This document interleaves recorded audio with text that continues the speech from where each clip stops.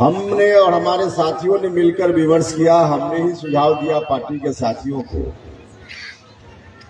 कि अति पिछड़ा समाज के लोगों को और दलित महादलित समाज के लोगों को अलग से बैठाइए, अलग से उनकी बैठक कीजिए। बाकी पार्टी की बैठक होती है तो उसमें तो सभी लोग आते ही हैं, लेकिन विशेष करके अति पिछड़ा समाज के लोगों को अलग से बैठाइए और दलित महादलित समाज के लोगों को अलग से बैठाइए। इसके पीछे मेरा जो पहले का अनुभव है, आप सब लोगों ने, आपको याद होगा ही, 5 साल तक मेरे ऊपर आशीर्वाद आपने दिया था और आपके आशीर्वाद से भारत सरकार में मंत्री बनने का मुझको अवसर मिला था। उस वक्त नामांकन जिस दिन मैंने किया था उसके 2 दिन पहले तक मुझको भी नहीं मालूम था कि काराकाट विधानसभा क्षेत्र से हमको उम्मीदवार होना है, काराकाट लोकसभा क्षेत्र से हमको उम्मीदवार होना है। लेकिन आए और आप सब लोगों ने आशीर्वाद दिया और आपके आशीर्वाद का परिणाम हुआ कि भारत सरकार में हम मंत्री बन गए। तो आपने जो ताकत इस वक्त दी, अब मंत्री बनने के बाद उस ताकत का इस्तेमाल आपके लिए करना हमारी ड्यूटी बनती थी। अब उस हिसाब से जब काम करना हमने शुरू किया तो देखिए, व्यवहारिक चीज है, जरा इसको देखिएगा।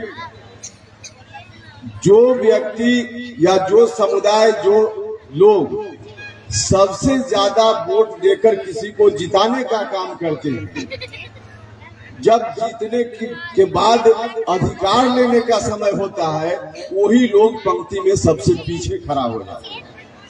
वोट देने के समय सबसे आगे और अपना अधिकार लेने के समय सबसे पीछे। यही अति पिछड़ा समाज के लोग सत्ता में चाहे जो लोग भी रहे हो, पहले भी लालू जी के समय कहा जाता था कि बक्सा से जीन निकल गया। उस समय मशीन से नहीं, बक्सा में वोट डाला जाता था।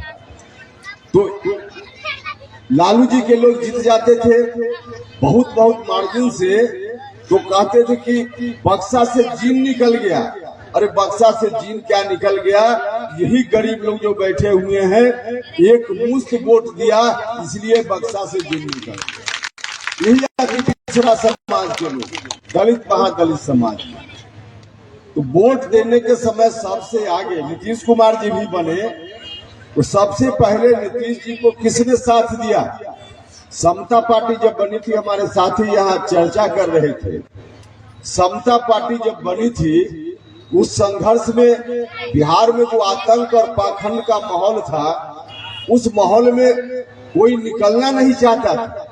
हम लोग भी निकलते थे समता पार्टी का झंडा लेकर के, तो कोई भय से अपने घर में बैठाने के लिए बैठाता नहीं था। तो उस वक्त शुरुआती दौर में लक्कू समाज के लोगों ने, धानुक समाज के लोगों ने, और उसके बाद सबसे ज्यादा बढ़ चढ़कर अगर हिस्सा किसी ने लिया, जो बैठने की जगह किसी ने दी, तो इसी अति पिछड़ा समाज के लोगों ने बैठने की जगह। बाद में चलकर सब लोगों ने वोट दिया नीतीश कुमार जी को। अति पिछड़ा, दलित महादलित, अल्पसंख्यक जमात के भी कुछ लोगों ने, ओबीसी, ईबीसी या सवर्ण जमात के भी बहुत सारे लोगों ने, उन लोगों ने भी वोट दिया। तब नीतीश कुमार जी बिहार के मुख्यमंत्री बने थे। लेकिन सबसे पहले बैठने की जगह देने वाले आप लोग, समता पार्टी के संघर्ष के दौर में, और वोट देने में भी उसी तरह से। आप लोग जब वोट का दिन होता है ना, उस दिन आपके घर की यह माता बहन बैठी हुई, इनको चिंता नहीं रहती है कि गर्मी का समय है, मई का महीना है, जून का महीना है, तो महिला है, वोट कैसे गिराने जाएंगे? उपेंद्र कुशवाहा के घर की महिला तो 4 बार सोचती है कि बड़ा धूप है, आज वोट गिराने नहीं जाएंगे। लेकिन आप लोग बाले बच्चे जिनका नाम होता है, वोट गिराने के बाद ही आप कोई काम करते हैं। मतलब टोटल वोट आपका जहां भी जाता है, जिसके पक्ष में टोटल वोट आप लोग डालते हैं, और जिनको आप लोग वोट देते हैं वही चुनाव जीतकर सत्ता में जाता है।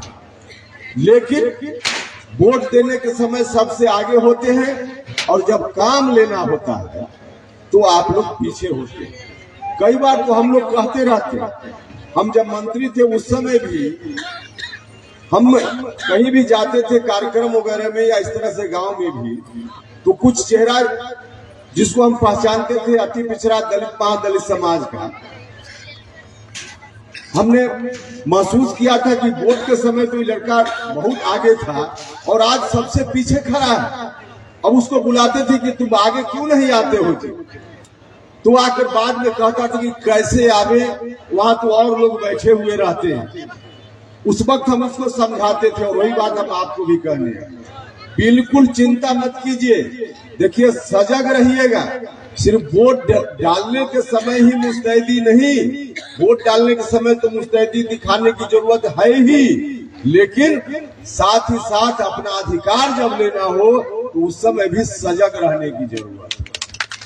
माता बहन यहाँ बैठी हुई है, सजग नहीं रहिएगा, घर में रोटी सब्जी बनाकर रखकर आ जाइएगा, दूध गर्म करके कटोरा में रखकर आ जाइएगा। सजग नहीं रहिएगा तो पीछे से, घर के पीछे से बिल्ली आएगी और दूधवा पी जाएगी। होता है कि नहीं होता है? तो जब दूध और रोटी बचाने के लिए सजग होना पड़ता है, तो अपने अधिकार को लेने के लिए सजग नहीं रहिएगा तो दूसरे लोग तो ले लेंगे आपका अधिकार, और दूसरे उस समय मजबूरी भी हो जाती है। देखिए एक छोटा सा उदाहरण हम देंगे। जब भारत सरकार में हम मंत्री थे, बाकी काम की चर्चा यहाँ नहीं करेंगे, उसका समय नहीं है। केंद्रीय विद्यालय में नाम लिखाने का पावर हमको मिला था। उस वक्त हम जिस बच्चा का नाम चाहते देश के किसी केंद्रीय विद्यालय में वहां नाम लिखवा सकते थे। इस ताकत का इस्तेमाल करके काराकाट लोकसभा क्षेत्र के हजारों बच्चों का नामांकन हमने बनारस में, गया में, पटना में, दिल्ली में, चेन्नई में, कलकत्ता में, न जाने कहां कहां हजारों बच्चों का नाम लिखवाया। और काराकाट से बाहर के लोगों का भी नाम लिखवाते थे। लेकिन काराकाट में उस वक्त जब हम नाम लिखवाने का पावर मुझको मिला था, उस वक्त हम यह नहीं देखते थे कि काराकाट से कोई आवेदन आया है तो आवेदन किसका है, किस जाति का है, किस धर्म का है, वोट दिया कि नहीं दिया। बहुत सारे लोग होंगे जिन्होंने वोट नहीं दिया होगा, लेकिन उनके बच्चा का भी नाम लिखा गया होगा। रणविजय बाबू तो उस समय हमारे विरोध में थे, 2014 में हमारे विरोध में थे, लेकिन इन्होंने भी 2-4 बच्चों का नाम कहा तो हमने केंद्रीय विद्यालय में इनकी अनुशंसा पर भी नाम लिखा। हाँ बिल्कुल, बात भी नहीं करते थे हम लोग, तो विरोधी से थोड़ा बात भी कर लेते हैं। रणविजय बाबू तो इस मामला में थोड़ा ज्यादा टाइट है, हालांकि इतना टाइट नहीं रहना चाहिए, हम इनसे आग्रह करना चाहते हैं। अरे वोट की लड़ाई में कोई समझौता नहीं है, लेकिन बाद में दोस्ती थोड़ा अगर सामाजिक काम में निभाना है तो उसमें बहुत संकोच भी नहीं रखना चाहिए। समाज में तनाव रहित वातावरण का अलग विषय। तो नाम हमने लिखवाया, तो नाम लिखवाने के समय देखिए हम सिर्फ इतना ही देखते थे आवेदन पर कि काराकाट का है, काराकाट का पता देख करके जिसने भी हमारे यहाँ कहा, अधिकांश बच्चों का नाम हमने लिखवाने का काम किया। लेकिन उस वक्त भी जो लोग हमारे यहाँ आवेदन लेकर आए या किसी माध्यम से हम तक पहुंचे, उन्हीं लोगों का नाम लिखाया होगा ना। अब स्वाभाविक रूप से जो लोग ज्यादा आए होंगे उनका ज्यादा नाम लिखाया होगा, लेकिन हम दावे के साथ कहते हैं अगर हम उसका स्टडी करवावे कि कितना किलो का नाम लिखाया, तो स्वाभाविक रूप से मुझको यह स्वीकार करने में कोई हिचक नहीं है कि अति पिछड़ा समाज के लोगों का, दलित महादलित समाज के बच्चों का नाम बहुत कम लिखाया होगा।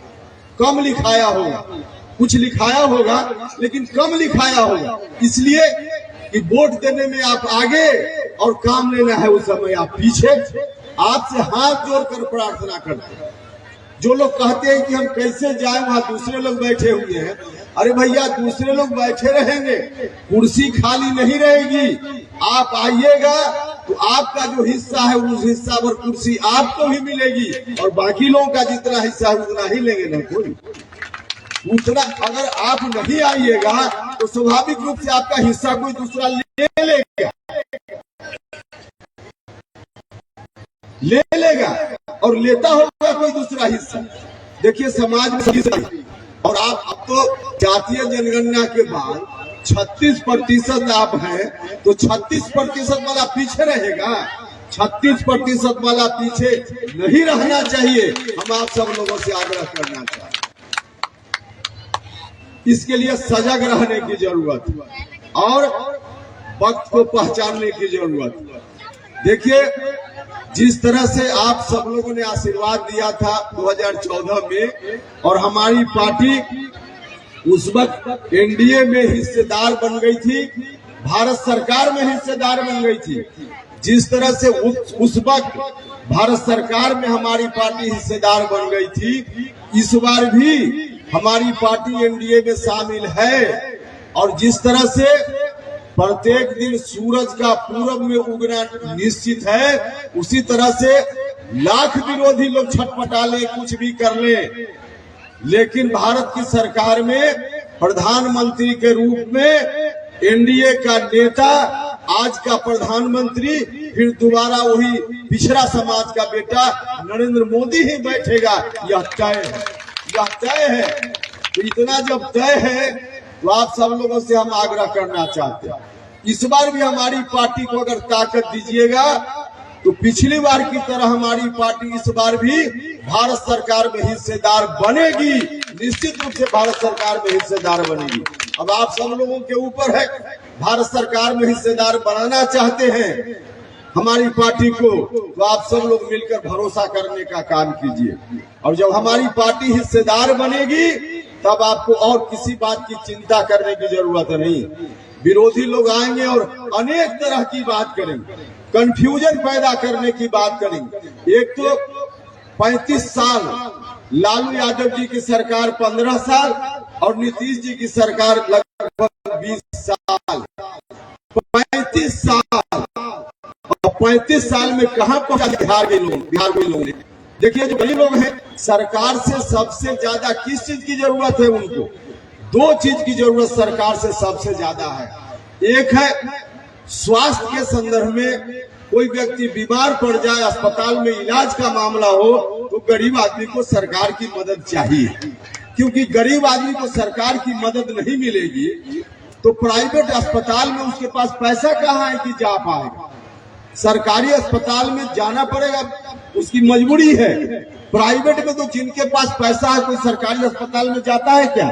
जिनके पास पैसा है वो प्राइवेट अस्पताल में, लेकिन गरीब आदमी कहाँ जाएगा? गरीब आदमी तो उसी सरकारी अस्पताल में, जिस सरकारी अस्पताल की दुर्दशा आप सब लोग देख रहे हैं। अब 35 साल में लालू जी और नीतीश जी मिलकर एक अस्पताल को नहीं ठीक कर पाए तो क्या स्वास्थ्य की स्थिति है आप सब लोगों को मालूम। और जहां तक शिक्षा का सवाल है, देखिए, किसी तरह का अधिकार आपको मिल जाए, आरक्षण चाहे जितना मिल जाए, लेकिन उस आरक्षण का लाभ, अभी आरोप लगता है और सही आरोप लगता है कि जो ओबीसी के लिए आरक्षण मिला, अलग बात है कि जननायक कर्पूरी ठाकुर जी दूरदर्शी थे, बिहार में तो उन्होंने अति पिछड़ा और पिछड़ा के लिए अलग अलग कर दिया, लेकिन भारत सरकार में तो ओबीसी के लिए एक साथ आरक्षण है, एक साथ आरक्षण है। तो आरोप लगता है कि भारत सरकार में जो ओबीसी के लिए आरक्षण है, उसमें बहुत सारी जातियां ऐसी हैं जिनका आज तक कोई प्रतिनिधित्व नहीं हो पाया। जो ऊपर वाले लोग हैं वही लोग ज्यादा ले लेते हैं ओबीसी में भी। भैया क्यों नहीं ले लेंगे, क्यों नहीं ले लेंगे? देखिए, आरक्षण का लाभ भी तभी मिलेगा जिसके घर का बाल बच्चा पढ़ेगा लिखेगा।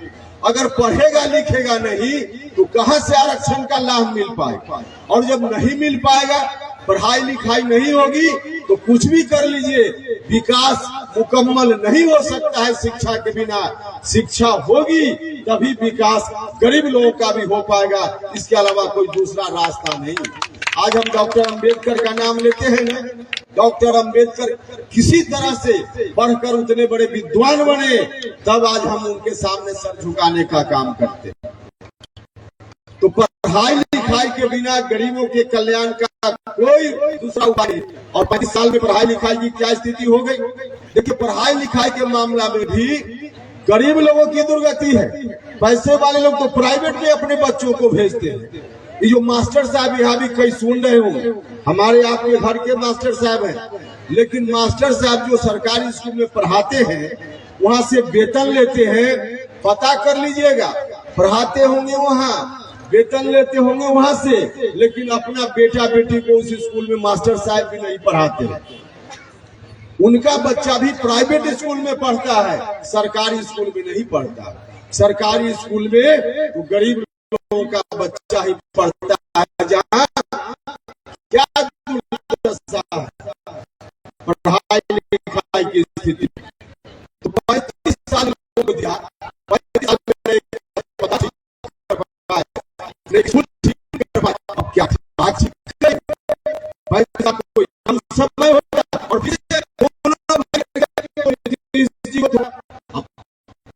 उनका समझते रहे, मुझको भी जब फैसला लिया उसी हाथ में सौ दे जहां से बाहर आने के लोगों ने नीतीश जी पर क्या कहा था कि बिहार को हम आतंक पाखंड से बाहर निकालेंगे, उस आतंक राज से बाहर निकालेंगे। और उस समय की बात तो छोड़ दीजिए, अभी 2020 का जो विधानसभा का चुनाव हुआ, इस 20 के विधानसभा चुनाव में भी नीतीश जी ने क्या कहकर वोट लिया था? यही कहा था 15 साल बनाम 15 साल, मतलब लालू जी का शासन खराब था, हमने अच्छा किया इसलिए वोट दे दीजिए। यही कहकर नीतीश जी ने वोट लिया है आप सब लोगों से। और उसके बाद अब जब नीतीश जी की राजनीति की अंतिम पारी है, अब उनकी राजनीति समाप्ति की ओर है, उम्र के कारण या जिस कारण से भी, अब नीतीश जी खुद कह रहे हैं कि हम आरजेडी के हाथों में बिहार को सौंप देंगे। अब इससे बड़ा दुर्भाग्य की बात कुछ नहीं हो सकती। तो भाइयों और मित्रों, अब नीतीश जी तो जिस रास्ते पर चले गए हैं, अब उस रास्ते पर अगर बिहार उनकी बातों में आकर अगर आप सब लोगों ने उनका साथ दिया और बिहार फिर से वही चला गया, तो जो आतंक और पाखंड का वातावरण था 2005 से पहले, बिहार फिर उसी स्थिति में चला जाएगा। इसलिए कृपा करके वहां तो मत जाने दीजिए, इन लोगों के ऊपर भरोसा मत कीजिएगा। हम आपसे कहना चाहते कि कुछ कंफ्यूजन पैदा करने का प्रयास करेंगे, कंफ्यूजन के रूप में कुछ नाम लेंगे, कहेंगे कि केंद्र में फलाने की सरकार आ जाएगी तो संविधान बर्बाद हो जाएगा, फलाना हो जाएगा, चिलाना हो जाएगा। हम आपको आपकी ताकत का एहसास कराना चाहते हैं। देखिए, आप सब लोग अगर सजग रहिएगा, दलित समाज के लोग भी समाज के लोग सजग रहेंगे तो कोई ताकत संविधान में परिवर्तन लाने का काम नहीं कर पाएगी। ऐसा हुआ है। याद कीजिए, अभी से कुछ साल पहले दलित भाइयों के ऊपर जो कहीं अत्याचार होता है, उससे रक्षा के लिए, बचाव के लिए जो कानून बना हुआ है, उस कानून में संशोधन की बात हो रही थी। न्यायालय के एक आदेश के कारण उस वक्त पूरे देश भर के दलित लोग एक दिन देश भर में सड़क पर आ गए। शाम होते होते भारत सरकार को बयान देना पड़ा कि न्यायालय के उस आदेश को हम प्रभावहीन करने के लिए कानून में बदलाव करेंगे, और भारत सरकार को यह काम करना पड़ा। और दूसरा उदाहरण, अरे क्या इधर करने लगे, क्या करवा रहे?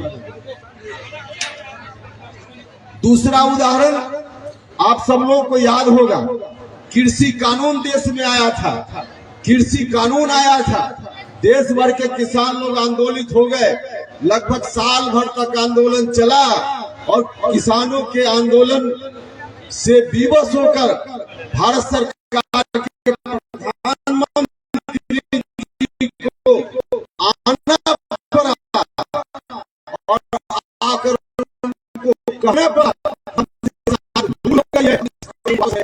काम करे।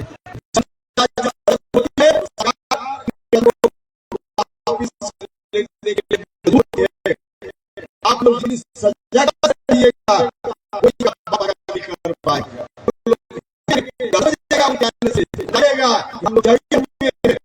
कोई हमारा कुछ भी नहीं बिगाड़ पाएगा। एक तो आप जगे रहिए, और दूसरा वकील को आप ताकत दीजिए। अभी की बात नहीं है, हम सिर्फ अभी नहीं बोल रहे। याद होगा आप सब लोगों को, अभी जोगिंदर चौहान जी जब बोल रहे थे न्यायपालिका में खास करके उच्चतर न्यायपालिका में, हाई कोर्ट और सुप्रीम कोर्ट में जज बनने का रास्ता बंद है। किन के लिए बंद है? दलित भाइयों के लिए बंद है, ईबीसी के लिए बंद है, ओबीसी के लिए बंद है, और यहाँ तक कि सवर्ण जात के भी जो गरीब लोग हैं, कितना भी उनका बाल बच्चा पढ़ने में तेज हो, सुप्रीम कोर्ट और हाई कोर्ट में आज जो व्यवस्था है वहाँ जज बनने की, उस व्यवस्था के तहत जज बन ही नहीं सकता।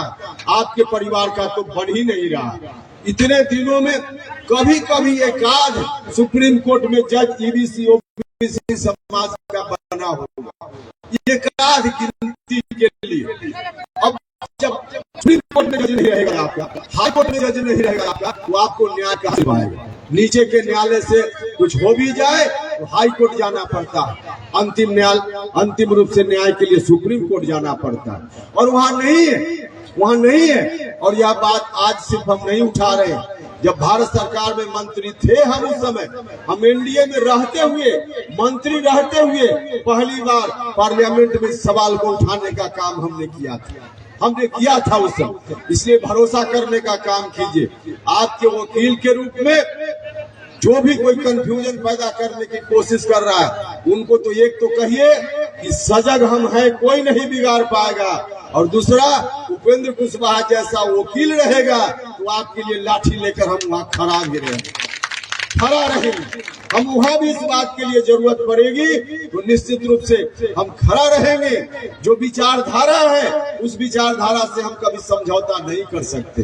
हम गठबंधन में चाहे जहाँ रहे, विचारधारा से समझौता कभी हम कर ही नहीं सकते हैं। इसलिए कि जननायक कर्पूरी ठाकुर जैसे लोगों के कारण ही हम राजनीति में आए।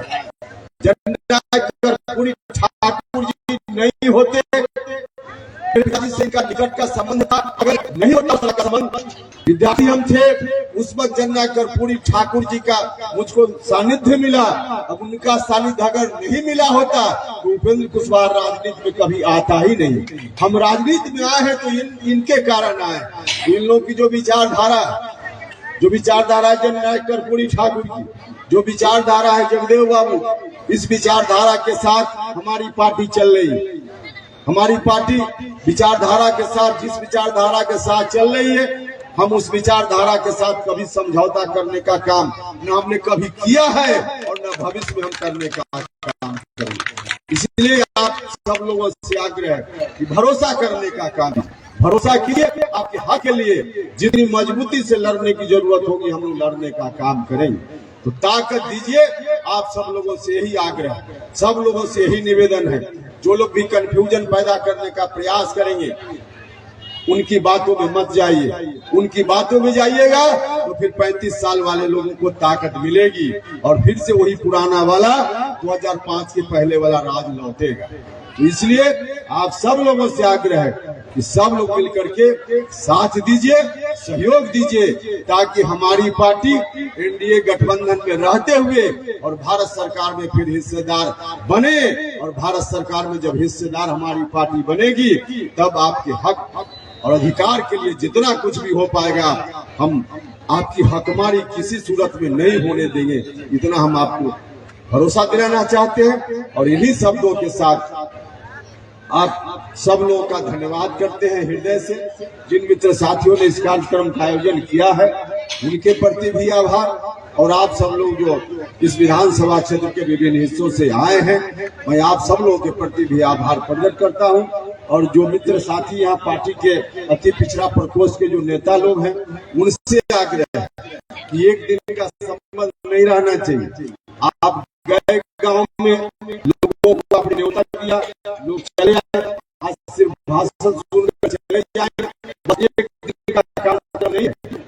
आप जिन गाँव में गए या जिन गाँव में नहीं गए वहाँ अभी जाने से पहले बात आई, वहाँ अति पिछड़ा समाज के कई जात के लोग, सब लोग, चाहे नुनिया समाज के, चंद्रवंशी समाज के, पाल समाज के, बढ़ई समाज के लोग हों, लोहार समाज के लोग हों, सब लोगों के बीच जाइए। पार्टी का अलग अलग प्रकोष्ठ और जाति के लिए अलग अलग प्रकोष्ठ वाले काम कर रहे हैं, लेकिन अति पिछड़ा प्रकोष्ठ के लोगों की विशेष बात यही है कि इन लोगों के गांव में जहाँ गए हैं वहाँ जिन लोगों से आपका संबंध बना है, जहाँ नहीं गए हैं वहाँ संबंध बनाइए और जीवंत संबंध बनाकर रखिए।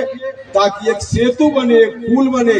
हम चाहते हैं आपके बीच और हमारे बीच एक पुल बने, एक सेतु बने, ताकि जब कभी उपेंद्र कुशवाहा की जरूरत महसूस कीजिए तो सीधे उस पुल पर, ओवर ब्रिज पर चलकर मेरे यहाँ तक पहुंच जाइए। कोई बीच में रोकने वाला नहीं मिलेगा, कोई बीच में रोकने वाला नहीं मिलेगा।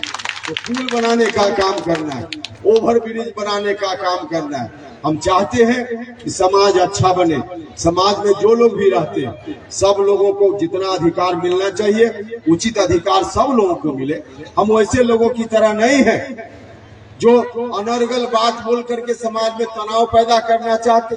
हम किसी जात विशेष को गाली देने वाले लोग नहीं हैं। हम तो समाज में ऐसा वातावरण चाहते हैं कि कोई किसी को गाली नहीं दे, बल्कि सब एक दूसरे का सम्मान करे और सबको जितना अधिकार होना चाहिए सब लोगों को अधिकार मिले।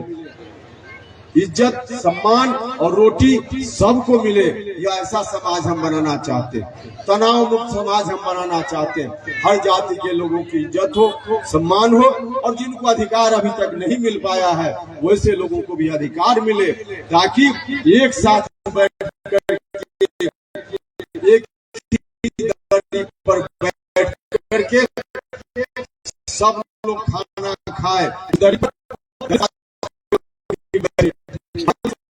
बैठे उसी दरी पर उसी दरी पर